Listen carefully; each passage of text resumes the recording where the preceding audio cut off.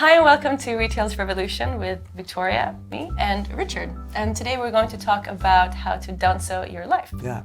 Dunzo is this new Indian delivery service that is revolutionizing the society over there. It's actually changing how people live. They become super lazy. And it's had a super big cult following. And we're going to deep dive into this. And we're also going to find out why it is so. We're going to interview one of our experts on the ground. We're going to call him up in Bangalore. Bangalore, yeah. Right city, I didn't say the wrong city.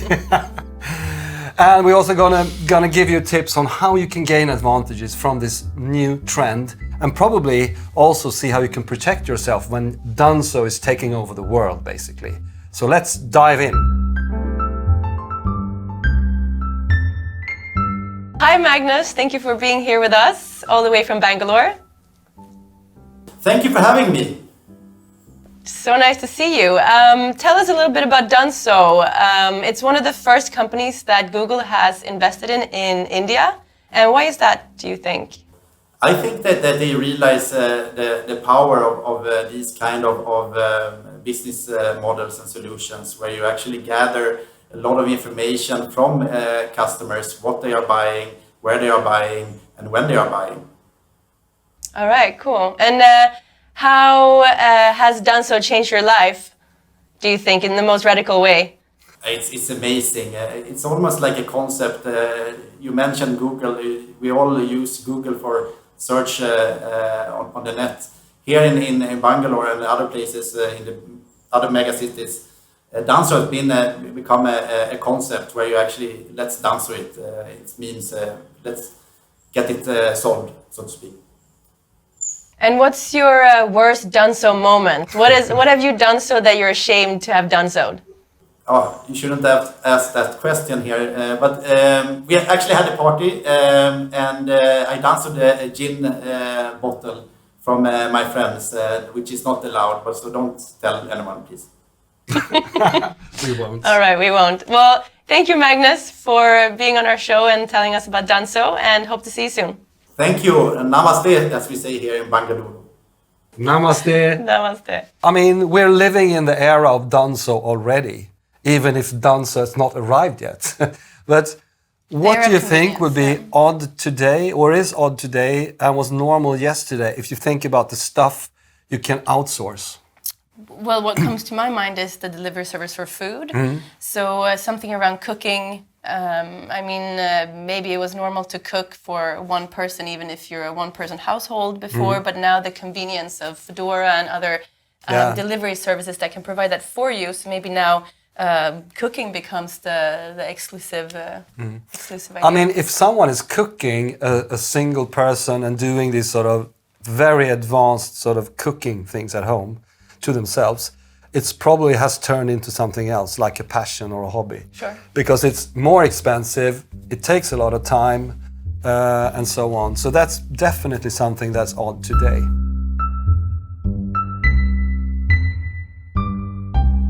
Let's dream into the future and think, what do we see? What kind of opportunities do we see? What do we see as new emerging trends from this?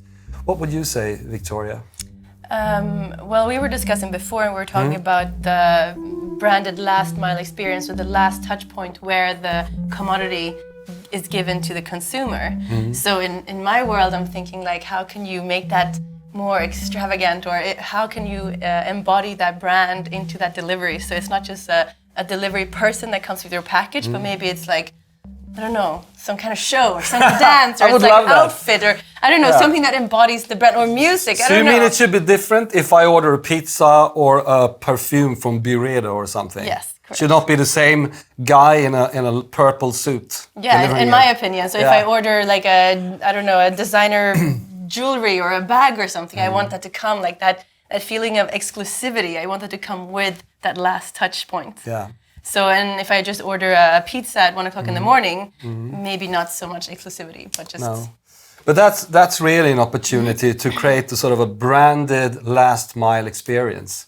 And what's fascinating about, if you look like a country like India, probably the role of the brand experience, if you look at the customer journey, traditionally it's like you go into a store, you touch and feel, you talk to the staff. If you think in the era of the Dunzo, it's going to be the last mile that is going to be a branded experience, because it's almost like when you buy tickets to an airplane, you go into a portal, you look at the slot times and the price, and you don't even know which airline you're on. And that's a little bit probably... So it's the platform that creates the value rather than the airlines themselves. Yeah, but then some brands will not accept that. So they want to have a branded last mile experience. So that will be an opportunity.